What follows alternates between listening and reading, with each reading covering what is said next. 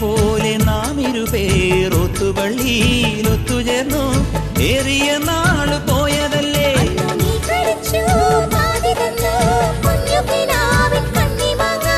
ഓർത്തിരുന്നു കാത്തിരുന്നു ജീവിതമാകെ നേരിടുമ്പോൾ.